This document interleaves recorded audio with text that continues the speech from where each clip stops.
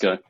So I will just preface this by saying that, well, basically what we're going to be doing is we're going to be exploring, I guess, the internal divide in Israeli politics since 1967 following the Six-Day War, right? And we're going to be looking at how it's evolved on the left and the right. And I'm not taking sides either way. I do have a very strong opinion on this, but that's not relevant for the Shiur. So all I'm doing is we're going to be exploring how it's evolved over time, and we're going to be looking at both sides of it. I'm also not generalizing, right? So I'm not going to be saying that if you're right-wing, if you're left-wing, this is what you believe. This is just what the mainstream, you know, the most powerful left and right have been putting forward to the Israeli public over time. So if you guys did watch Sami Breigel's Shiur the other week, don't worry, this is also about the centrality of the Six-Day War, but it's not going to be at all the same issue, so don't worry about that. And also just, if you have any questions, anything throughout, just feel free to jump in. If you don't want to ask in the group, just send us, you know, just send me a message through the chat. Even if you just want to ask me about sandwich bar, feel free to butt in. How's sandwich bar going? It's brilliant. I haven't seen Roy in a couple of weeks, so it's a bit concerning. You gotta get on that. Alrighty. So let's go. Alrighty. Can we all see that? Yeah. Alrighty. In color. Awesome. I know, it's beautiful color. So happy that I found that background. Alrighty. So Moshiach, Bill Clinton, and the secret most Israelis won't tell you. So I've kind of split this up into 4 sections. First, we're going to be looking at briefly at Israeli politics before 1967, so before the Six-Day War, right? Then we're going to be looking at the political change after the Six-Day War, where we are now, and then how we can go moving forward, what we can do about the current situation. So we'll start off with Mapai. So you see that Ben-Gurion, the first prime minister of Israel. So Mapai was, you know, the dominant force in Israeli politics for the first 30 years, right? They were center-left to left-wing social Zionists, right? Socialist Zionists, very pragmatic socialism. Labor Zionists, as we know, much of the early Zionists in Israel were very secular, right? They were really the starters of the kibbutz movement. As we know, it's a very secular, very socialist movement. So that was really what Mapai was all about.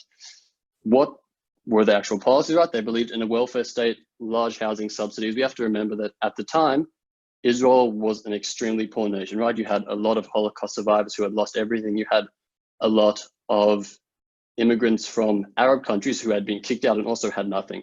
So they saw this socialist goal where they could unite all the Jews and deliver them to, you know, this socialist utopia. This was what they believed, and this is where they saw the Jewish state going. And of course, they were quite secular, right? So you might have noticed that security isn't really on their agenda, right? Peace isn't on their agenda. So if we see this quote from Moshe Dayan in 56, right? Moshe Dayan, you know, the famous Israeli general with the eye patch, without the steel helmet, we will not be able to plant a tree and build a home. This is the fate of our generation.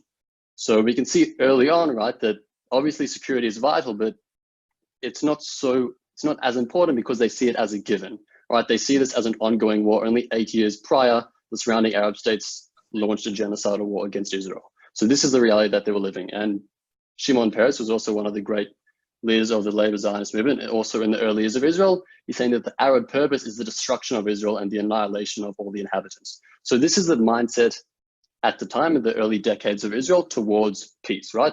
Peace isn't, it's just not, it's non-existent. They understand, they believe that the Arabs want to kill them and they just want to essentially continue living. So now we'll move over to Herut, which was the main opposition. It did change names over time. It was the main opposition under Menachem Begin until 1977. So they were right-wing, right? Not the right-wing we see today, but they were right-wing. They were revisionist Zionists, very much influenced by Zev Jabotinsky, who did die in 1940 before the state was formed. They believed in business privatization, limited government, individual rights, very different to that of Mapai. We can still see that, you know, security is not on the agenda. It was very different to Mapai. They wanted very limited government, and they were in fact very much opposed to the curfew that the Labour government placed on Arabs in the 1950s, right?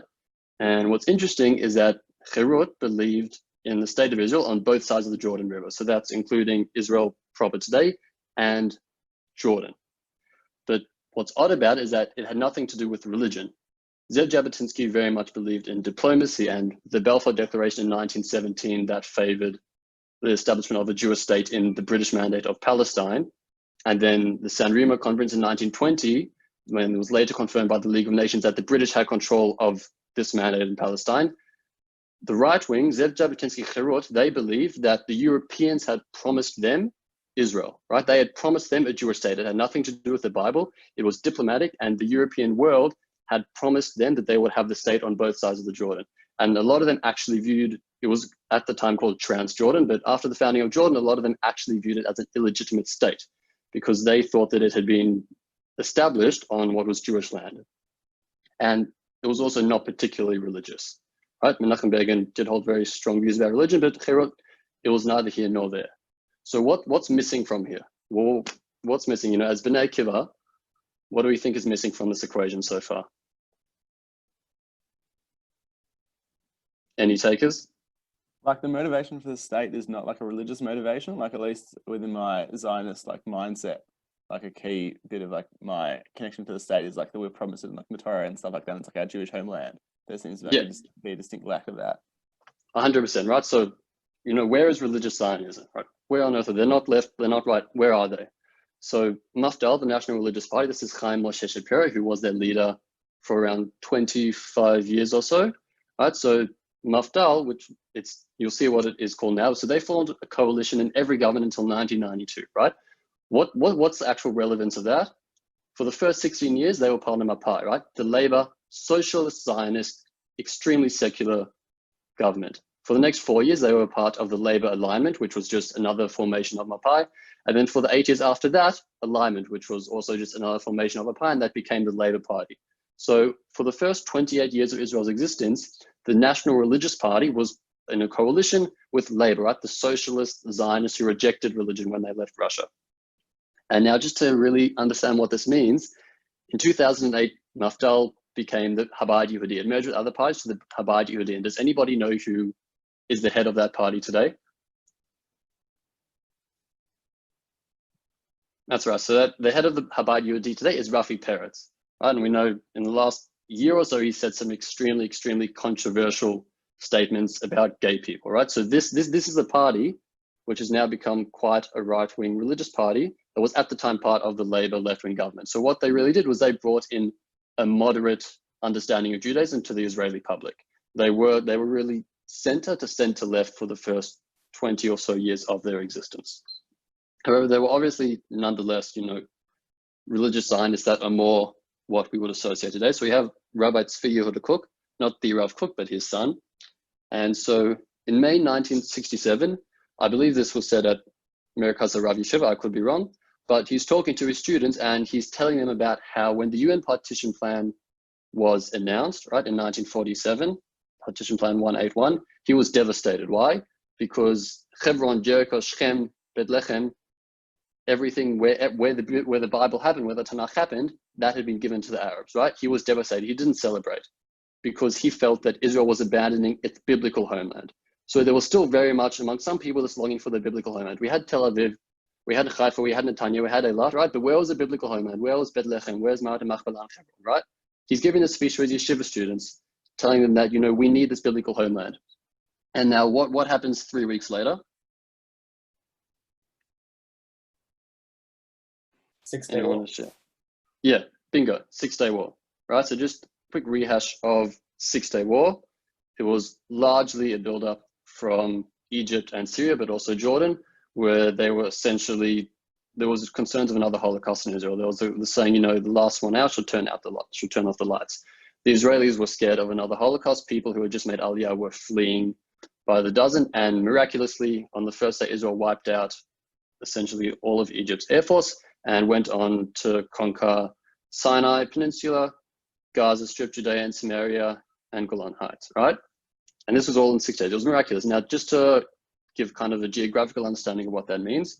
So this is the map of the UN partition plan. The green area is what would be the Jewish state. The orange is the Arab state. Obviously, that never came to fruition, with the Arabs rejecting it and launching the war against Israel. And so following the War of Independence in 1949, this is what they had.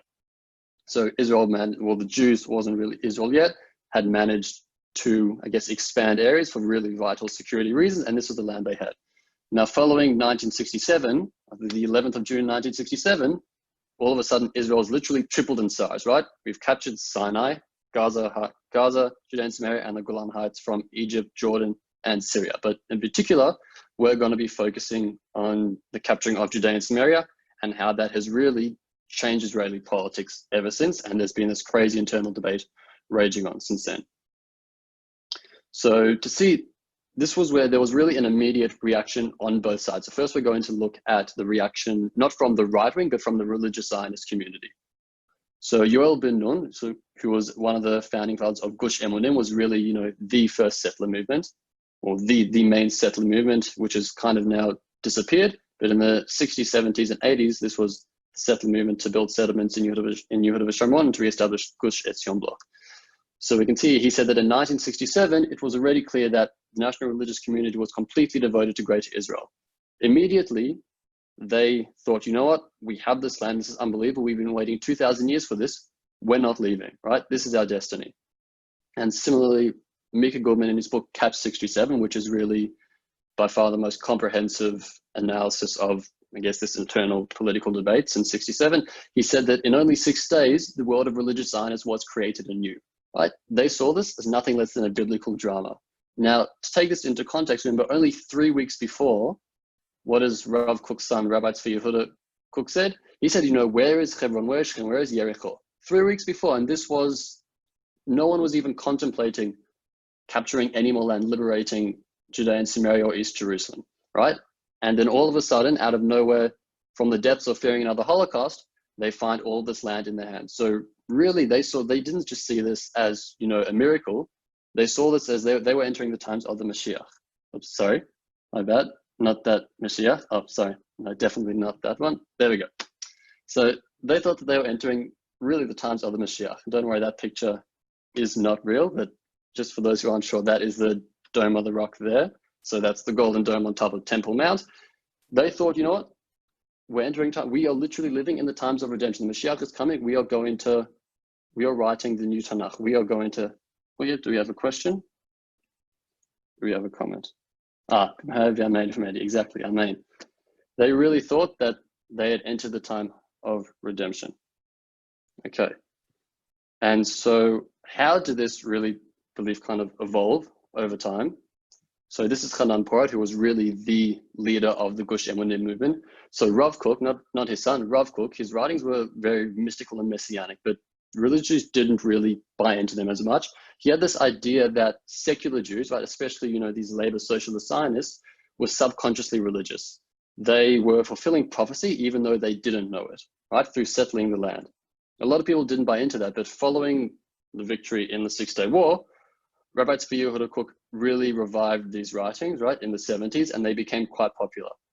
So we can see he said that the time has come to return home, and Hashem's promised, and I will bring them back to the land. Hashem has decided that the time has arrived, right? They really, really believed, and we have to understand why, in the crazy amount of time that this happened, that the time had come, right? God had promised to bring us back to the land of Israel, the biblical homeland, Eretz Yisrael, and we are living in those times now. Hanan Porat says himself, we are writing the next chapter of the Bible, right? He sums it up in the most simplistic way possible. Alrighty, are we all good up until now? A thumbs up. I can't really see you guys, so if we can get like a thumbs up or a yes, I'm assuming we're all good. Yes. Alrighty. Yes, awesome.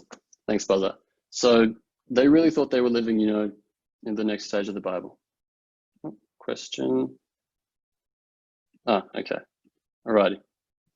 So then all of a sudden, 1967, Kfar Etzion, 1968, Har Gilo, 1969, Rosh Tzurim, and 1970, Alon Shvut. So already we can see this is a re-establishment of the Gush Etzion block. So although the current government wasn't so keen on building settlements, this was actually really essentially on the border of the Green Line, and the Gush Etzion block had existed. It was founded in 1940. So in terms of settlements, this wasn't seen so much as a problem by the politicians in Israel at the time, because it was essentially just a resettling of land that had been taken by the Jordans only 20 years prior, and that was really, really not far away from Jerusalem. And so what really changed us all, in 1973, we have the Yom Kippur War. So as we know, in October, on the morning of Yom Kippur, there was mainly the Syrians and Egyptians, but they were assisted by other armies, completely caught the IDF by surprise, right? Although by the end of the war, Israel was actually closer to Damascus and Cairo than they had ever been before. On the 5th day of the war, Ramatkal David Elazar said that the IDF cannot possibly win the war, right? So they were really, this was exactly the same as the 6-day war. They were thinking there was going to be another Holocaust. Moshe Dayan suggested that Israel should reveal their nuclear weapons to Russian satellites to scare the Arabs off. This was really, I mean, in some ways even more terrifying than the 6-day war for Israelis. And to just understand how horrible it was, there's Golda Meir and Moshe Dayan, the prime minister and defense minister at the time, speaking to soldiers. Right? Israel lost roughly 3,000 soldiers in the war. Now that doesn't seem like a very big number, right? 3,000. But to actually understand that, right? So in this, the war was 19 days long. In only 19 days, Israel lost almost 3 times as many men per capita as America lost in Vietnam in almost 10 years. So that's, I mean, we can't even comprehend how crazy that number is, right? In 10 years that America had in Vietnam, Israel managed to lose 3 times as people per capita in just 3 weeks, right? It's just incomprehensible. And so the government and the IDF generals were held responsible, and rightly so. People thought, well, people realized at the time, they said, look, socialist Zionism, labor Zionism has failed us. Golda Meir, you have failed us. This labor Zionist dream, it's expired essentially. And Golda Meir was known as Grandma, and I guess we can see why. And so this was a sign, I'm not sure if it was held up outside the prime minister's residence or the Knesset at the time, but someone's held up a sign saying, Grandma, your defense minister is a failure and 3,000 of your children are dead. So that, I mean, that really hits, that really sinks in, what people were thinking at the time. So what does this mean for religious Zionists, right? Almost the entire Israeli public, not just religious, but the entire Israeli public said, you know what, socialist Zionists, you failed us. The left, you failed us. And the religious Zionists, you see, the torch had been passed to religious Zionists, and they said, you know what, now it's our turn. We're going to lead Israel forward. We are going to continue the Zionist endeavor. And so in 1975, it's not a really nice way of saying it, but Ofra was kind of the mother of settlements. It doesn't sound very nice, but I don't really know how else to put it. Ofra was the first settlement that was built.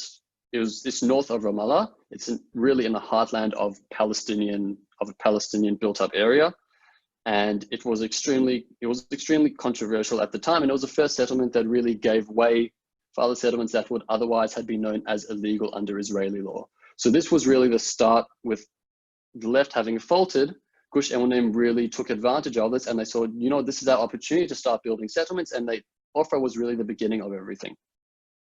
And so now, if we go 2 years forward, Menachem Begin, in an absolute shock, won the election in 1977. He was the first right-wing prime minister, the first right-wing government in the history of Israel after almost 30 years in opposition. We have a question from Jaffa. How did the Yom Kippur War affect the messianic rhetoric of religious Zionists? So that's a really good question. In a sense, it actually strengthened them. So if we look at the 6-day war, right? They'd been given an opportunity. You know, you're not gonna, at least they didn't believe that they were going to fulfill messianic dreams by settling in Tel Aviv, right? Now, following the 6-day war, they had this opportunity. And what the Yom Kippur War really showed was that socialist Zionism is not the way to go. You know what? If you've lost us 3,000 men in 19 days, mainly men, 3,000 soldiers in 19 days, you know, you're not the people who can lead our country. So the religious Zionists, they were drifting towards the right, but the religious Zionists at the time, who were becoming increasingly messianic, thought, you know what, this is our opportunity. Messianic Zionism it's becoming true, right? It's disproved socialist Zionism. And now we're going to take over and show everyone that this is the way to go. Does that answer your question? Yeah, thanks. Awesome. So Menachem Begin wins the election, and as I said earlier, right, Chirut wasn't particularly religious, but Menachem Begin, he had an interesting relationship with Judaism. He wasn't religious, but he had a deep appreciation of Jewish history and religion. And he saw, it was a twofold level for him. He believed in the settlements on one hand as a security necessity for Israel. On the other hand, he saw it as a biblical right. So he did have a very strong appreciation for the Tanakh and for Jewish history. So he really supported, following his election, there's really a massive uptake in settlement building. All right, okay. Shkoach, thanks, Dewey. So following 1977, in the 80s, there's a really big uptake in settlement building. And this is all going really well until all of a sudden, in 1987, we have the outbreak of the first Intifada. And this, I guess, picture probably symbolizes best. It was an uprising. It's not at all suicide bombings, what we're used to today. It was largely, Palestinians, throwing stones, Molotov cocktails, that kind of stuff. And that really shook the right wing of Israel. So they had... The dude on the left looked like Shimmy. A little bit. Shimmy here? Wait, Shimmy and That's interesting. Marty. I wonder if Shimmy's related to any Arab terrorists. Hopefully not. So what this did was this really had two main realizations for the right wing. The one was the existence of a Palestinian population. Now, they knew Palestinians were there, but for any of you guys who have spent a lot of time in Israel, you don't interact with them very often. And so what this did was this was the first time they came into contact with, a coherent nationalist Palestinian population with an identity. And the second realization they had was the danger posed by Palestinians to Israelis. And so I don't think I mentioned it before, but I did mention how Zev Jabotinsky originally believed in maximum territory, right? He thought that Israel could have on the west side of the Jordan River and on the east side. But at the same time, he believed that everyone would have equal rights. He famously said that in every government that a Jew serves as prime minister, the Arab will be his vice prime minister and vice versa. And so this really dealt a blow to the secular right, where they thought, what, maybe we can't give these Palestinians equal civil rights. Maybe it's just not possible.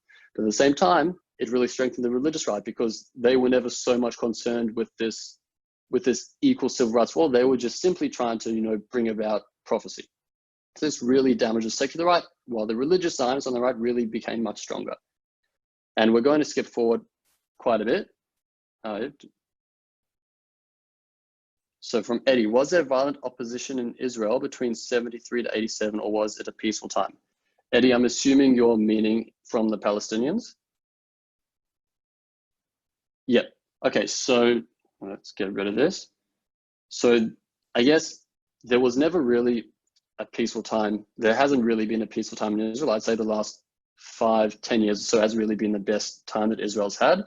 However, up until 1987, besides the wars, it was largely, infiltrations from other countries or guerrilla tactics, and there was the occasional terrorist attack.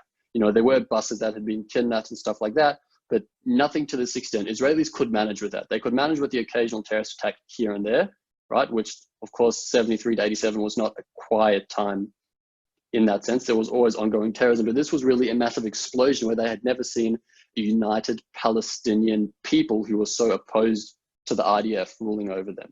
That was something that they had never experienced before. So no, it wasn't really quiet, but nothing like the first Intifada. Bildy, can I ask a question? Going back a little bit, sorry. Yeah. How did the world respond, I guess particularly America? You spoke about how when Begin was elected, he was kind of very pro-settlement and allowed kind of the proliferation of settlements. How did the world and, I guess America predominantly respond to that? Yeah, no, that's a really good question. So if we go back to pre-state, right, Menachem Begin was viewed by both as the Haganah, as Ben Gurion, and the British as a terrorist. And when he was elected, it was Shimon Peres who was expected to win the election, and he had taken over Yitzhak Rabin, who they were both on the left. When Menachem Begin was elected, people on the left said, I can't work for this terrorist. The Israelis on the left still viewed him as a terrorist, and so did the British. The Americans, they weren't interested as much just yet. They really only took such a big interest in Israel following the Six-Day War, when Israel really proved itself to be a massive military power. But when they did come to work with Menachem Begin, the Americans, especially Jimmy Carter, they didn't so much appreciate his very staunch stance. He had a very Holocaust view of the world, right? He lost his entire family in the Holocaust. The Americans didn't appreciate his very, very strong stance on settlements because they saw it as a huge obstacle to peace. The British, on the other hand, viewed him as nothing more than a terrorist. If that answers your question. Awesome. Alrighty. Oops. Okay. So we're going to skip forward quite a bit, and we're going to go to the disengagement from Gaza. Alrighty. So as we know, in 2005, Ariel Sharon decided that Israel was going to withdraw from Gaza. And these orange shirts here, orange became the color of a sign of solidarity with people who had been forced out of their homes. And what this really tore Israeli society in two. We can see here that on the right, even the female soldier who's taking the girls, that seems to be crying. It was not a fun time to be in Israel. And what this really did to the religious right as I mentioned earlier, Rav Kook said that, you know, these secular Jews, they're fulfilling prophecy. They don't know it, but they're fulfilling prophecy. They said that withdrawal from the Sinai will never happen, which we'll talk about later, right? And they said withdrawal from Gaza will never happen. When it did happen, there was a bit of a shake-up there was a massive shake-up in the religious Zionists world. They said, you know what, hold up, maybe the secular Israeli society isn't working with us. Maybe they're just, you know, living their secular lives. They don't care for religious Zionism. And that really saw a big shift from religious Zionism to security, especially after the Hamas takeover of Gaza in 2007. It was less of we need to settle the biblical homeland, as opposed to we cannot withdraw from the biblical homeland because of fears of a Hamas takeover. So that was another shake-up to the religious Zionists, and that's where they moved. Just to kind of recap the rights evolving argument, up until 1967, they were largely economically liberal, and they wanted maximum individual rights, both for Jews and Arabs, as well with maximum territory. Following that, there was a slow drift from secular right to religious right when they really wanted to settle biblical homeland to fulfill the prophecy of redemption. And then following the mid-2000s, after withdrawal from Gaza, they didn't abandon this religious belief, but the security aspect of it became really the dominating belief on the right, that we can't withdraw from any more land because it's a massive security risk. And this is ultimately the security risk, Hamas, right? It's a very legitimate fear. Just to understand the topography of it. So we can see a green line. That's really everything past that is Judea and Samaria, the West Bank. It's only 15 kilometers from the edge of the West Bank to the Mediterranean, right? And the fear is that if Hamas took over that would be a threat to the state of Israel that it couldn't contain. Does anyone recognize where this is? Hopefully some of you do. Right, so that's Tel Aviv. All right, where's this picture taken from? This picture's taken from, it's a tourist area near Peduel in the West Bank, right? It's a Jewish settlement. And they talk about on the website for tourists that from this location, you can see all the way from Ashkelon in the south up to Haifa in the north, and that you have direct eyesight to 75% of Israel's population. Now, imagine if Hamas was overlooking this. That's the fear of the right. If we withdraw, if Hamas takes over this, Israel cannot handle this threat. This is catastrophic, right? God forbid this should happen. That's the view of the right. And we have to understand that's a very legitimate view. So any questions on the, oh, yep. Where I'm about to move over to the left. We has, Moti's from Pedovel. Awesome. I should know that. I'm going to move over to the left. So do we have any Phil, questions? just one more question quickly. Yeah. Sorry. Why did Israel withdraw unilaterally from Gaza? Gaza? Yep. So it's a good question. It's actually quite interesting because Ariel Sharon was an extremely hawkish guy for most of his life. A lot of people suggest that it wasn't so much because he wanted to create peace, rather that he wanted to get international pressure off Israel. He said, you know what? You guys are telling us it's about the occupation. You know what? We're going to leave. We're going to give you Gaza. And you know what? He said, they can make it the Singapore of the Middle East. He said, we're going to unilaterally leave. We're taking everything out. And you know what? You do what you want with it. Build up a beautiful society. And you know what? If they turn it into a terrorist haven, then people will see what's really going on. And so that's what it seems to be a large reason why he withdrew. He really wanted to give them an opportunity for peace, or at least to build themselves up as a society, rather than believing that it would necessarily bring ultimate peace. And as we can see, that didn't quite work out. Alrighty, so we're going to move on to the left. Does that answer your question? Right, so we're going to move over to the left. So Mika Goodman does put it really well. For most of its existence, the dominant stream of the Israeli left did not believe in making peace with the Arabs. So, you know, this picture on the left is obviously very new. We got we don't have any kids for meaningless wars. There's no security without peace. This is not the left of 50 years ago, of 60 years ago, right? So they were really inspired by the USSR. Remember, a lot of them came from socialist Russia, right? They were very inspired by that. But the situation in the USSR, when they became more openly anti-Semitic, it drew them away from socialism, and they became more pragmatic about it. And then following the Yom Kippur War, as we spoke about earlier, right? Their belief in social Zionism. Eddie, do you think there could have been a better compromise than to disengage from Gaza, like giving more territory in the West Bank? I'm not sure. I really don't know. I think that his idea of proving that Israel could withdraw and give them an opportunity clearly backfired, because the world today doesn't, really recognize that. They think that Israel is occupying Gaza, but I'm really not sure on that one. I think that given that they just come out of the second Intifada, which we will talk about later, there wasn't necessarily an opportunity. Well, actually, sorry, no, there was no opportunity to give more territory back in the West Bank, and we'll see later just why that was the case. And so after the Yom Kippur War destroyed their faith in socialist Zionism, peace became the new alternative. So following the Six-Day War, the Prime Minister Levi Eshkol said to the US president that maybe possibly for the first time, right, thanks to the Six-Day War, we can have a process leading to peace in the Middle East. So we really saw all of a sudden on the left, they said, you know what, we've got this land, we don't necessarily want it or need it, let's give it back for peace. And Israel immediately offered the land back to Jordan, Egypt, and Syria. And does anybody know what the Arab response was?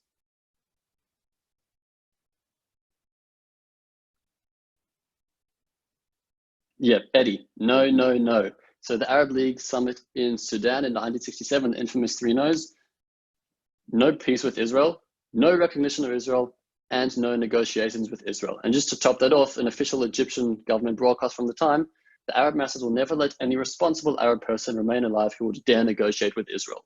So it doesn't get any more explicit than that, right? The Arabs were not interested in peace. Israel had this land that they wanted to give back for peace, but it was clearly just non-negotiable. It was not happening. The Arabs didn't want it. And Moshe Dayan sums it up pretty well. He says that Israel is a heart transplant in a region where other organs don't match it and are trying to reject it. And just to get an understanding, we can see here that Israel is surrounded by some 16 Arab countries. So that was the situation Israel was in, right? The Arabs seemingly just didn't want peace. And then suddenly in 1977, Anwar Sadat, the president of Egypt, who did lead Egypt in the Yom Kippur War, flies out to Jerusalem and says in the Knesset, I want peace, right? And it's worth noting that it was actually Yitzhak Rabin, he doesn't get any credit for this, but it was actually Yitzhak Rabin who laid the foundations for this with his Sinai interim agreement that he signed with Anwar Sadat in 1975. So this was really the backdrop. This was the cause for the boom in the peace movement in Israel. Shalom Achshav was founded in 1977. It's quite a radical movement now, but back then they said, you know what, we have this opportunity for peace. Let's create it. We don't want more wars. We're sick of war. We don't want war of independence, the Suez crisis, the wars of attrition, the Six-Day War, the Yom Kippur War. We don't want wars, right? They wanted peace. They were sick of it. And they also saw it as an opportunity that maybe if we can create peace with Egypt, then we can have peace with the Palestinians, and then the wider Arab world will get off our backs, right? Then the rest of the Arabs will, you know, they'll be done with trying to kill us. And if we can do that, then, you know, what issues does Israel have? And as we know, in 1979, they signed a peace treaty with Egypt, and that is still standing today. Unfortunately, Anwar Sadat did pay with it for his life, and I think 1981, he was assassinated, which is a real shame. Menachem Begin, it's interesting, Menachem Begin was actually extremely fond of him and his wife, and they were actually really great friends, despite Anwar Sadat being really on the other side. And now, we spoke about what the first Intifada did to the Israeli right, but what it did to the left was, I guess, even more intense. Right, so the first Intifada. So we'll read this quote that reservists returned home deeply scarred. They had enlisted to protect their own people, not to rule over another. Now we have to understand that we're talking about people who fought in wars of survival in 1967 and 73. And then all of a sudden, they were given a baton and sent to chase Palestinian kids around neighborhoods in Nablus because they'd drawn graffiti somewhere or put up a Palestinian flag. And they turned around and said, you know what? I didn't sign up for this. This is not what I'm in the IDF. This is not what I believe in. And the left and both the right really internalized the problems of ruling over another people. It was necessary, but they said, you know what? We don't want this. This is not our Zionism. This is not what Israel should be. And this was really the start of the movement that eventually led to the Oslo Accords in 1993 and 1995 between the Yasser Arafat, and there is Bill Clinton. I did promise that he would make an appearance. As we all know, American presidents have a crazy obsession with creating peace in the Middle East, and these were the Oslo Accords that were signed in 93 and 95. So what was this? Area A, B, and C. Easiest way to remember it, Area A for Arab, Area B for both, Area C for Israeli. So we can see the darker brown areas is Area A, full control by the Palestinians, military and political. The yellowish areas is full political control by the Palestinians, but military control by the IDF. And the rest is all Area C, full Israeli control. So that's where the vast majority, that's where settlements are. Now, for various reasons, including Rabin's assassination in 95, the Oslo Accords failed. We're not going to go into that because that's a whole story unto itself. But then Bill Clinton, who was still very eager, to create peace in the Middle East, he brings Ehud Barak and Yasser Arafat to Camp David in 2000. Now, this was the offer, right? It was seen as by far the most generous offer that Israel had ever offered the Palestinians. And both Bill Clinton, the American administration, and Israelis were shocked. They could not believe it. And the response was the Second Intifada, right? Sparrow pizza bombing, buses blowing up, restaurants blowing up. There was a case in Netanya. Yes, it was in Netanya in 2002 where a suicide bomber went into a Seder, mainly for the elderly. And there were some 30 people killed, and most of them were over 70 years old. And so this is, if we look from 2000 to 2006, this is the situation. It's by far the most horrible years in terms of suffering terrorism for the Israelis. And this was on another level. This was nothing like they'd ever seen before. They could deal with wars, they could deal with the First Intifada, but people were afraid to leave their homes. Imagine Machane Yehuda empty, right? People didn't want to go on a bus and be blown to smithereens. They were absolutely terrified. And it put really well here. If the First Intifada injured the Israeli right, the second almost completely destroyed the Israeli left. There's a famous saying in Israel, I guess it's quite extreme, Ein Arabim, Ein Piguim. If there are no Arabs, there are no terrorist attacks. Here, it says Ein Smolanim, Ein Piguim. If there are no left-wingers, there are no terrorist attacks. The left wing was blamed largely for this Intifada, right? Israelis, both on the left and right, were so shocked by this offer that Ehud Barak gave Yasser Arafat because it was just so generous. And they didn't see this Intifada as a response to the IDF presence in Judea and Samaria and the West Bank. They saw it as a response to an offer to withdraw. They saw it as a response to the peace proposal. And just to really sum up what the Israeli left thought, Benny Morris is quite a far-left historian, very prominent in Israel, but he's quite far-left. And he said that the suicide bombings express the deep will of the Palestinian people. That is what the majority of them want. This is what the left thought. They wanted peace, and they thought they were going to get peace, and they saw the Palestinians as repaying them by blowing their buses up and blowing up their restaurants. That's what they saw. Ari Shavit as well he was quite a prominent left-wing commentator in Israel. He had a bit of controversy surrounding him. He said that Israel's most generous peace offer from Ehud Barak led to the worst terror attack on Israel. The left had almost lost all of its legitimacy. There was no partner for peace, none at all. And they didn't really know where to go. So to sum up the left's evolving argument, until the 1970s, right, socialist Zionists, they wanted a welfare state. They wanted to help people afford housing. Peace was not on the agenda. It just wasn't possible. From then until the mid-2000s, they saw, you know what, we have these lands, Judea and Samaria, Sinai, Golan, not so much the Golan Heights, but maybe we can give back these lands and we can create peace with the Palestinians. Socialism had failed. Now peace was the goal. And what became the new left argument following that, right? It's both demographic and a moral argument, but I'm going to label it largely as demographic because moral falls under it as well. And it's extremely simple. Following their peace idea for peace failed, this is what they argue. Palestinians have higher population growth than Jews. The Jewish majority will eventually disappear. And once our majority disappears, remaining in Judea and Samaria threatens the Jewish character of the state of Israel. And this argument is on many levels. On one, they believe that once the Palestinians take over the Jewish population as a majority, international patience will snap and the world will label Israel as an apartheid state and Israel will have no choice in that. On the other hand, they say, you know what, if the Palestinians become a majority, what happens if they demand citizenship? If Israel says no, well then is that apartheid? If it says yes, well then we lose a Jewish state. And on the other hand, they say, you know what, Israel can't be a democracy if it's ruling over a majority of Palestinians.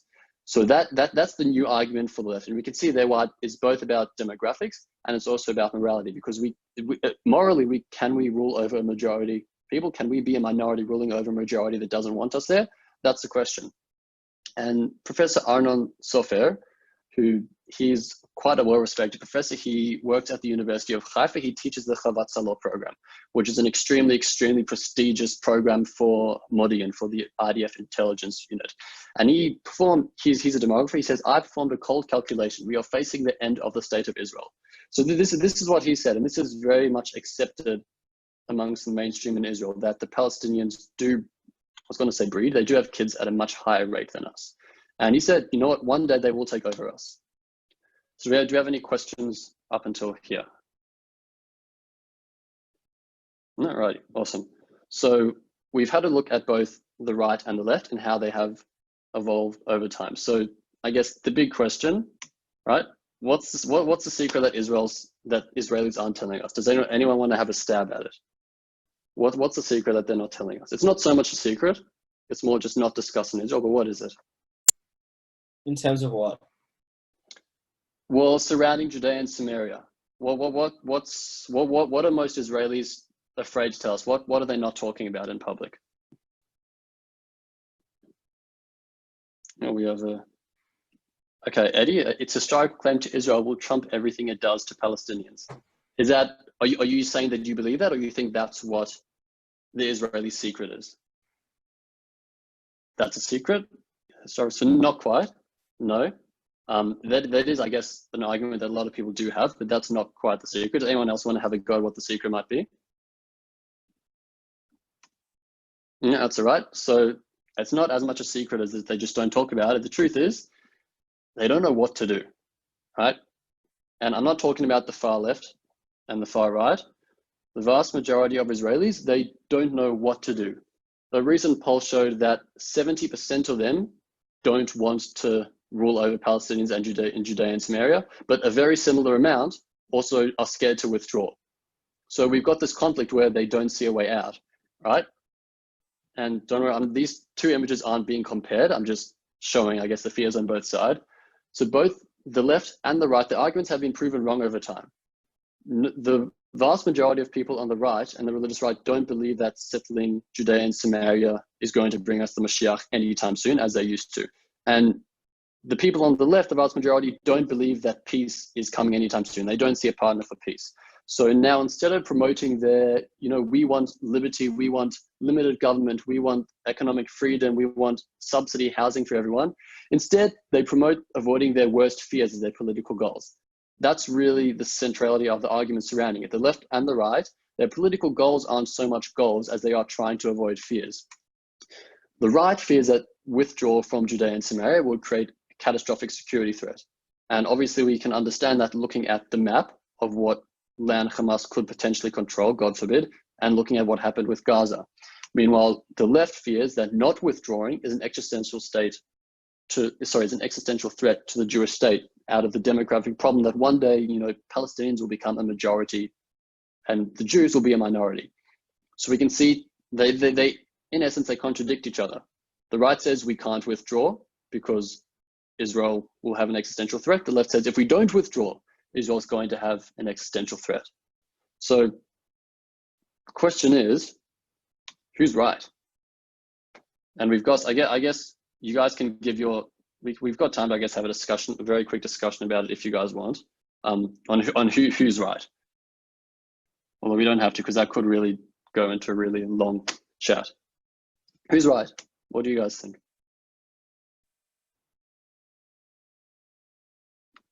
That's all right. Understand. The truth is, they're both right. It's understandable if Israel were to withdraw from Judea and Samaria tomorrow.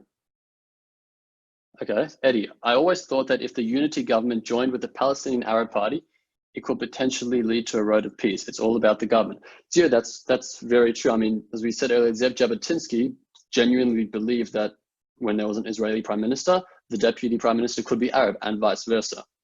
And so now, I guess that really depends on who would the Palestinians elect. That's a real fear in Israel, that if one day Palestinians become a majority, are they going to elect a moderate Arab, or are they going to elect a secular Arab? What happens if they elect someone like Hamas, right? So that's a real fear. But I personally wish that, we could live in a society where we could trust one another on both sides, where, we can trust that the Arabs are going to elect someone who doesn't care that we're Jewish and sees us as equal to the Arabs, and vice versa. So that is a very good point. Eddie, do you have anything else to say on that, or? Yeah, okay. Are we typing, or do you want to? There you go. No, I just thought that because the two main parties, you got Fatah and Hamas, are they linked? Do they have any connections to the Arab parties in the government, in the Knesset? I would hope not. I'm actually not sure. They do. There are definitely people. The Arab parties, they form a coalition called the Joint List. There are most certainly members of that Joint List who do sympathize with Hamas and Fatah, but I don't know if they have any official ties. And I think that if they did, well, I don't think they would be allowed to run in the Knesset if they had official ties to Fatah or Hamas. It would be as if, not to the same extent, but it would be if I was running for parliament in Australia and, you know, I had ties to a party in America, right? I'd proper ties to the Democratic Party. It would be a conflict of interest at the very least, never mind the security problem. So I don't think they have any official, they can't have official ties, no. Right, because So, one of the things I always thought was in every single time when a deal was proposed to, say, the Palestinian people, right, it always depended on who was the person representing the Palestinian people. Like you had Yasser Arafat, you had Mahmoud Abbas, but like Mahmoud Abbas is perhaps only representing more moderate Palestinians and representing, say, people in the West Bank, as opposed to maybe Yasser Arafat, who was representing more of a large population of the Palestinians. And if you're dealing with a leader who isn't a leader of the Palestinian people, who is not really a leader of all of them, that's like quite an issue. yeah, that's a really good point. It's been a problem for Palestinians since the late 1930s, where they've had a leader who hasn't necessarily, you know, represented their best interests. And the fact is that that's what happens, you know, in dysfunctional societies that don't have true democracy, where Yasser Arafat and Mahmoud Abbas, we don't really know how many Palestinians they represent. There's no way of knowing. But there's one thing that is for sure, is that even if they wanted to accept a peace proposal, they've told the Israelis that they can't, because the Palestinians have been fed this story, you know, over the last 70 years, that they have a right to return. And that one day they are going to return and take their homes in Haifa, in Tel Aviv, in Lida, right? If they accept a peace treaty with Israel, they're going to be telling whatever 6 million Palestinians, 7 million Palestinians in refugee camps around the world that this dream is never going to happen. And they can't do that because that's political suicide. So, you know, there's a massive conflict of interest here, even if they did want to create peace with Israel. Yep, we have Eddie, it will never end till the Moshiach comes. We needed the religious Zionists to fulfill their role, but I guess we can keep on working on it. But yeah, we need the Moshiach to come. So right, back to, I guess, the main content, right? They're both right. It's true that if we withdraw from Judea and Samaria, we might face a catastrophic security threat in Hamas taking over. But it's also true that if we reach a point where we're still in control of the Palestinian population and they become a majority, that's extremely problematic for Israel's status as both a democracy and for worldwide support. It's a massive problem. But they're also both wrong. They inherently contradict each other. By both of them being right, they're also both wrong, because often on the right, it gets discounted the moral problem of, you know, controlling a majority population. While on the left, they often discount the security problem that we would encounter if we were to withdraw from Judea and Samaria. So this is where Mick Goodman puts it really well. It's a catch-67. Like catch-22, it's catch-67. It all stems from 1967, where Israelis don't see a way out. If they withdraw, they're doomed. They're going to have Hamas on their doorstep. If they don't withdraw, are they going to become apartheid? They don't see any way out. And so now, just to kind of understand where we stand today, it's similar to how it was set up in the Oslo Accords. The orange areas Palestinian, the brown areas are kind of really where the main Palestinian cities are, and the rest is all Israeli controlled. So we can see here the Palestinian areas, the main areas, Nablus, Jericho, Ramallah is their capital, Bethlehem and Hebron. And then the main settlement areas, we have Gush Etzion, Ma'ale Adumim, Givat Zev, Modi'in, and Ariel. Right, so that's just, I guess, an understanding of what the situation in Judea and Samaria actually looks like today. We can see that there are really kind of large swaths of Palestinian area all over the place, and the settlements as well are kind of quite spread out, but they're all relatively close to the border. So that's the situation today. Now, a big issue, which I kind of touched on last night at my meeting, right? Annexation. This is very much a possibility. So what's happening with annexation? It's more or less the same dot points as last night, but we don't really know what will get annexed if they go ahead with it on the 1st of July. The most likely areas that are available for annexation, the Jordan Valley, right? And Israeli settlements in Area C. Other than that, it's unlikely they would annex any other areas. So on one side, the opposition says that one it will force Egypt and Jordan to cancel their peace treaties with Israel and destroy diplomatic relations with other Arab countries. It would see a collapse of PA, of the Palestinian Authority, because they would have seen as having failed in their duty to create a Palestinian state. They were created in the wake of the Oslo Accords, which was supposed to create a Palestinian state. And now if Israel annexes 30% of the West Bank, well, in the eyes of the Palestinians, their government has failed. And that people are saying, well, you know what? What if Hamas takes advantage of this? If Hamas takes over Judea and Samaria, all of a sudden Israel will have to invade once again. Israel will have to go back into the West Bank if Hamas takes over. And this time there's no areas A, B, and C. There's no separation, right? Israel will be fully controlling the entire Palestinian population, and then they will have to call it as it is, apartheid. And that's the fear for the opposition. Eddie, York with the blue is just the Jordan Valley. And you'll see on the next slide, there'll be a better map that really shows where the Jordan Valley is. Right, and on the other side, right, people who support it, they dismiss these claims. They say in 1981, when Israel bombed Osirak, the Iraqi nuclear reactor, and annexed the Golan Heights, people were saying the same thing. They were said that, you know, the Arabs are going to declare war on us, the Palestinians will have an uprising, America and the Europeans will stop supporting us, and none of that happened. Right? They say this is all unfounded, you're all scaremongering, there's nothing to it. And you know what, on top of that, this will guarantee Israeli security. This guarantees Israeli sovereignty if we can annex the Jordan Valley, because it is, both on the left and the right, the Jordan Valley is a non-negotiable part of Israel. In any peace deal that will happen, the Jordan Valley has to be part of Israel and have an IDF presence in it. And this is recognized by both sides of the spectrum. So this is the Jordan Valley here, obviously not in the white areas, but it's really just the valley on the border of Jordan. The reason that it is so vital is because that's really the only protection that Israel has from other countries. So let's say if Israel was to withdraw from that and that would be controlled by Palestinians, who's to stop infiltrations from Jordan into Palestinian territory, which can then get into Jewish areas? So that's the main problem. Only yesterday, 5 Jordanians were arrested for trying to plot a suicide bombing in Israel. So now imagine if the IDF left that area and had no control over what was coming into Israel through Jordan.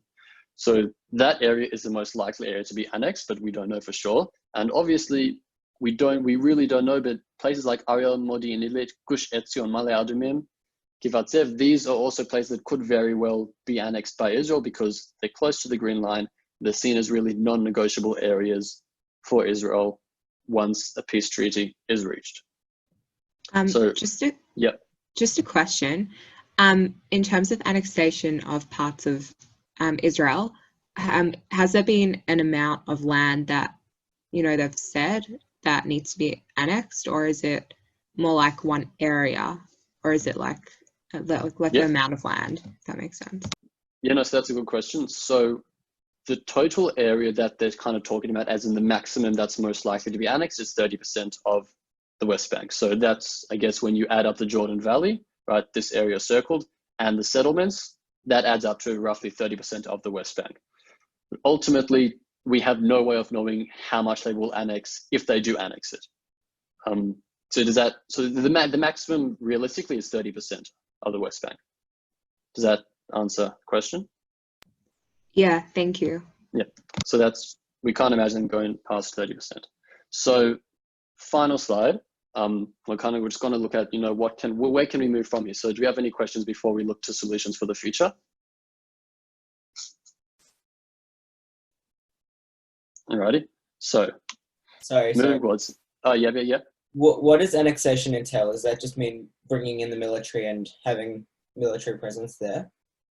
Yep, so really good question. So legally, it is very tricky. So what we have right now is one of the reasons that Israel argues that the West Bank isn't occupied is because it's temporary. So under the Oslo Accords, you have areas A, B, and C. Yeah. So the full Israeli military and political control, this kind of purpley blue area, is area C. Mm-hmm. So it's not, legally speaking, I'm not 100% sure, but it's not Israel proper. That's undeniable. It's not Israel proper. It has military and political control, but it's not like Tel Aviv. If they were to annex it, it becomes part of Israel undeniably. It's no more Area C. Yeah. It's Israel. Okay. So, yeah, that does mean it doesn't really have anything to do with the army. Sorry? Can I pop in there a little bit? It also means go for it. Israeli law. It's more of a distinction also in Israeli law because Israelis in Judea and Samaria at the moment get tried under Israeli law, and Palestinians who live in the territories that are also called the Judea and Samaria will be charged in a military court if they break Israeli law or military law, which is basically Israeli law plus extra law for the. And that's very controversial because it sort of implies that there's preferential treatment for Israelis in there. Therefore, really makes it what they call a typical occupation. But the big distinction about annexing, so to speak, is that you would have to apply Israeli law to everyone in that area who lives in that area, or for crimes committed in that area. I think as well. I'm not really a lawyer to speak a little bit about this, but there's also distinction about application of law and the implications when someone breaks the law or what laws have to be followed in that area. So it removes sort of the military more out of that area and brings a more Israel, like it would be Tel Aviv there. They try and superimpose that culture or social culture to make it, I guess, part of Israel more, or Israel proper, as Feldy said before. Sweet. Yeah, that's a really good point. Shkoyach. Do we have... Okay, Eddie. If Palestinians would be under Israeli law, it would probably be better for them as opposed to military court. So that's one really big question that people are asking. They say, you know, if Israel annexes areas in the West Bank, there will be Palestinians who will come under that annexation. So that's the debate there, you know, do we give them citizenship? If we don't give them citizenship, you know, that does look like apartheid. You can't, you know, it's not so much political, but you can't annex an area into your country and not give everyone citizenship. On the other hand, you know, does Israel want to absorb whatever it is, 300,000 Palestinians? So let's say we give them citizenship. Will it be better for them? You know, who knows? There's a very common argument that when Israel was in Gaza, when Israel fully controlled the West Bank, the Palestinians had it better. They had better healthcare, they had better universities, they had better infrastructure. Everything was better for them. On the other hand, do they care, you know, if their lives are better, if they're being ruled, or if they live in a Jewish country? I don't know. That's up for them. So that really, I guess, does depend personally on each Palestinian. Would they rather live in not as free a society that's a Muslim rule, or would they want to live in a better society, more free, easy society to live in, but they're under a Jewish country? So that's, I can't really answer that. But yeah, so final slide, you know, where do we go from now? Mika Goodman, absolute ledge. He's really the first person who's broken down this internal divide in Israel. And he's really tried to evenly look at what's happened on the left, what's happened on the right, what can we do about it moving forward? And he comes to a really interesting conclusion. He says that we can't solve the conflict, right? No one, vast majority of people understand we cannot solve the conflict. What we can do is we can shrink it. Now, what does that mean, right? The number one thing he says first is we have to break free from the flawed equation that more control over Palestinians equals more security from Israel. So what does it actually entail?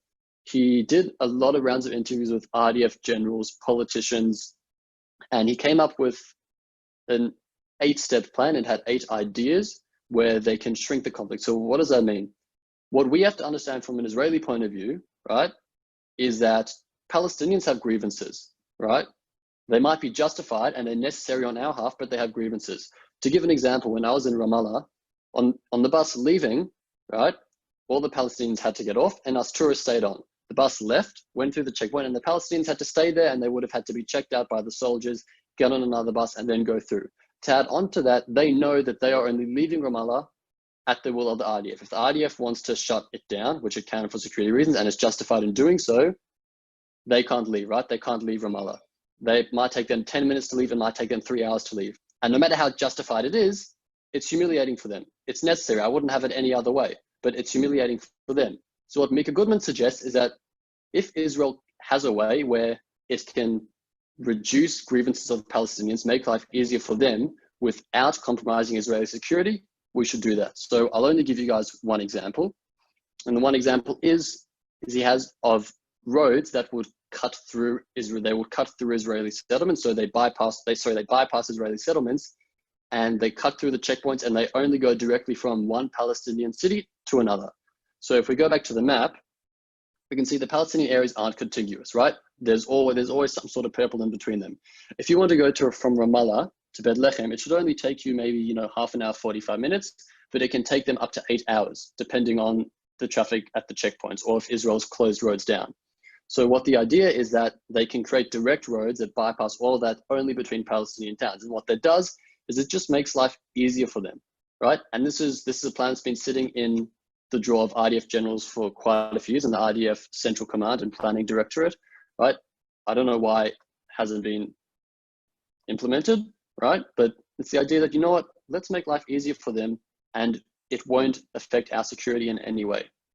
Ideological, separate roads, apartheid, that's an interesting question. So the fact is that 90% of Palestinians living in the West Bank are under the rule of the Palestinian Authority. So what we're talking about here is, let's say if you live in Ramallah, Ramallah is Area A, right? That's full military and political control of the Palestinian Authority. So if they were to create roads between going from Ramallah, let's say to Bethlehem, right? From one Palestinian Authority city to the other, Israel has no control over that.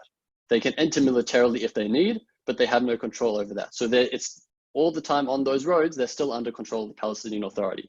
So no, that doesn't represent apartheid in that sense because they're not actually under Israel's control. Whose control is it to create those roads though?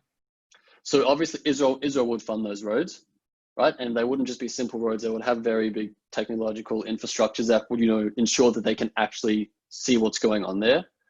But ultimately, the Palestinians who are traveling to and from are traveling under Area A. So that is an apartheid. And I think that's one common thing that, if someone tells you, West Bank, apartheid, one thing just to point out to them, 90% of Palestinians living in the West Bank live under control of the Palestinian Authority. So no, they can't come into Israel that easily. No, they can't travel that easily, but they're not living under the control of Israel, the vast majority of them. So that's, I guess, that's it. This is the idea that, moving forward, we can't get out one way or another. We're damned if we do, we're damned if we don't. We can't withdraw yet. We can't stay in for too much longer. So what we can do is we can shrink the conflict, right? If we have control over Palestinians militarily, you know what? Let's make their lives easier if and only if it doesn't impact on our security. And that's what he's suggesting. Just try to shrink the conflict so that we can just lower tensions in any way possible. So shkoach guys, thank you. I hope that you enjoyed and found that informative. If anyone's any final questions, I will stick around for a bit. But yeah, shkoach, thank you. There's also, Feldy, have you seen the stuff about like the really hard right wing not being proponents of the Trump plan? Yeah, so it's actually very interesting. It's very interesting having, right-wing settlers who are against the Trump plan.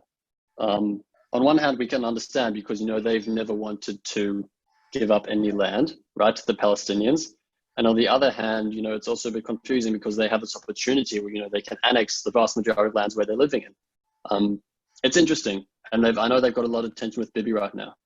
Well, what do you think of it? It's very odd scenario. Yeah, I don't know. I'm not sure what I think about it. I think that there's a lot of concern that because the Oslo Accords didn't work, that it's just going to get worse. Like that the Trump plan is just a similar thing, and it's just like the Oslo Accords failed and they didn't create any, instead of failing and starting again, it's taken 20, 30 years to move forward, to 20 years to have another change or make more advancement in the conflict. And it just, when it broke down, it created an even worse status quo, arguably. And I think there's a lot of trauma on the hard right wing that says that they don't want that because they just see it as not really going to work. And they just think that everyone got their hopes up for Oslo Accords and it failed, so why would this work? There is a lot of trauma. I mean, we have to realize that in terms of peace deals with the Palestinians or withdrawals from lands, 2005 resulted in a Hamas takeover, and we know what that's been doing ever since, right? Attempts to withdraw from the West Bank resulted in the second Intifada, which just completely shocked Israeli side. People were scared to leave their homes. So we can't blame Israelis for being scared of creating an independent Palestinian state. We can't. Yeah, it's an interesting. The dynamics of our Arabian leadership is complicated. Not to be kind of. No one knows where they will go. Feel free. We can talk about it another time. Yeah. Anyway, Does anyone else want a book list, or otherwise I'll just send it to Eddie? You've already sent me it, I think. I send it to you. I send you my book list. I wouldn't mind one. Send the I'm book actually list. in the middle of Catch 67, so thanks for ruining it, mate. I'm kidding, Stan. Did anyone that's right. do the prescribed How you finding readings in breakingthesuns.org.al? I'll tell you what this what's her name? The girl from Stand With Me. Stand With Us. Stand With Us, sorry. She recommended a couple of things, and I put them in my Amazon list. Did she end up leaving her The details? Yeah. I don't know, but I'm sure you can get them from Tal. From Tal. Question. Wait, say again. In the, like, more so in the, I'd say 50s, 60s, 70s, 80s, there was a lot of influence on decisions made for Palestinians by the surrounding Arab countries like Egypt, Jordan. Say nowadays, are the decisions from the surrounding countries not influential, but do they are they the ones consulted? Because when you have like an intermediary peace plan for example, in Gaza, right, it's between Israel, Egypt, and because like Gaza doesn't necessarily want to negotiate directly with Israel, so it's always through an intermediary between a country next to Israel. What's like the situation with those countries like I'd say more Jordan and Egypt? What are their like stances, because they have peace treaties with Israel? How can they like get involved with this or do they serve a role in this situation? So do you mean in general with Palestinians, or just when it comes to negotiations? No, in general with Palestinians. In general? So I'd say first in general, Palestinians' daily lives. So before 1993, right, before the Oslo Accords, there was no Palestinian governance. So, and then before that, right, up until 1967, the Jordans had occupied the West Bank, had occupied Judea and Samaria. So between 67 and 93, the Palestinians didn't really have any rulers, right? So it was really up to other nations. Right? They had a lot more influence over Palestinian everyday lives. They obviously didn't rule them, but they had a lot. Right, Shkrach Sama. We'll chat later. Thank you. So they had a lot more influence over the Palestinian daily lives. Following 1993, right? They do have an influence, right? For example, Egypt, as you said, right, does play a very, very big role in the blockade on Gaza with Israel, right? Jordan has an extremely, extremely good security coordination with Israel, unbelievable security coordination with Israel, which is one of the reasons why this proposed annexation is causing such concern for people. When it comes to negotiations, I know that there was a Saudi delegate to to the Camp David with Ehud Barak, right, just before the outbreak of the Second Intifada. Other than that, I'm not. Yeah, that's a very. I need to get that one. Other than that, I don't really know what role they have in negotiations. There hasn't really been proper negotiations for quite a while.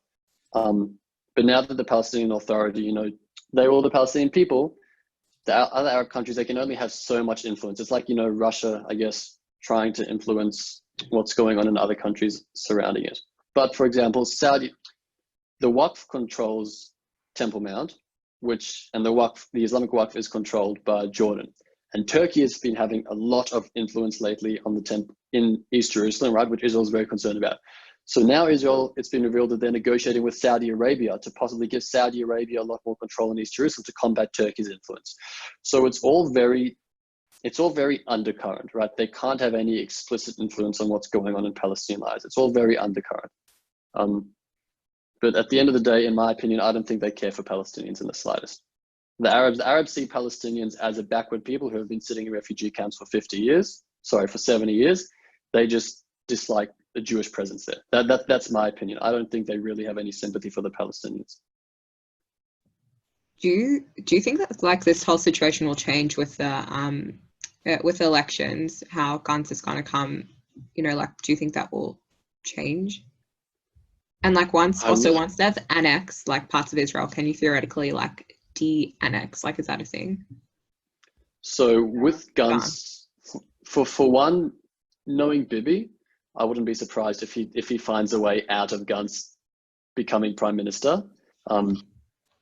So that's always a possibility. Yeah, fair. If Gantz does take over, I for one think that Israel does need to kind of pull itself back from the right wing agendas that has been pushing the last few years. Not because I disagree with right wing, but it's just created such a toxic atmosphere that I think that Israel does need something more centrist. They do need a prime minister. Benny Gantz is more center.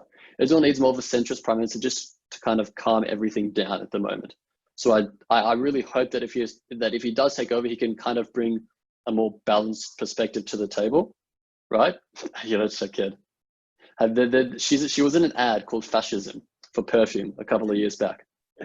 The perfume's called Fascism. It's a shocker. Israeli ad. So yeah, I do hope if Benny Gantz becomes prime minister, he can bring a more balanced view to the table, because politics in Israel is really it's disgusting. Ask Talstad about it. It's about identities. It's vile. Bibi's accused, right? He doesn't deny what he's done when it comes to his charges. He just denies that it's criminal. But he's accused the courts of a conspiracy against him, the police force. He says that the left wing is trying to kick out the Bibi camp. It's disgusting what's going on in Israel, both and the left and the right. So we really do need Benny Gantz to hopefully come as prime minister and calm everything down. And you had a second part of your... He's going to get stopped for sure. I hope not. No way. You asked Bibi been in? Like 20 years. 2006 since? 2009 to 2020 and 1996 Before that. 96 to 99. That was an interesting time for Bibi. That's 15 years, something. Yeah, it's a long in charge of time. Yeah. Yeah, it's gone to his head in my opinion. But quickly on Shiur's question, can you de-annex it? I guess technically Israel can withdraw, but I don't know legally. They can obviously withdraw, but I wouldn't have a clue if they can de-annex it. Are there any centrist parties in the government? Yeah, blue and white is centrist. That's why there was a massive shock. It was Benny Gantz, Yair Lapid, Gabi Ashkenazi, who headed up blue and white. And they were essentially, their way to get votes was "We're not Bibi," right? That was their election platform. So it was a real shock when Benny Gantz came out and said, you know what, I'm going to be joining a coalition with Likud, with Bibi. And a lot of people who had supported them really felt betrayed. I felt betrayed by him. All of them were gonna make a deal with the Arabs anyway. So the people who were voting for them already felt betrayed on that side anyway. Yeah, my grandparents were furious that they were gonna cut a deal with the Arabs. After your grandparents are Arabs. Well, yeah, one of them. They were furious. Like a lot of the Israeli center were really angry that they were going to cut a deal with the left, and that's probably part of the reason Benny Gantz was like getting out of here, jumping ship. Also because all Israeli politicians are dogs. So the Israeli politicians are dogs. Yeah, most of them. Yeah, it's really disgusting. Yes, Eddie, the plan is, please God, to get into some sort of form of hasbara, but no masters, I don't think. No masters. Never know. Why? Yeah, I might do one in Israel. There's a 1-year master's course that Tel Aviv University offers. There's one at Hebrew U as well, but I won't touch that place. It's vile what's going on there. What's wrong with Hebrew? I've never heard anything. I don't know why, and I don't know how, but at least in the liberal arts, like history, politics and stuff, it's dominated by far left professors, right? Oh, we can stop recording. I can crop it out. Yeah, maybe stop recording.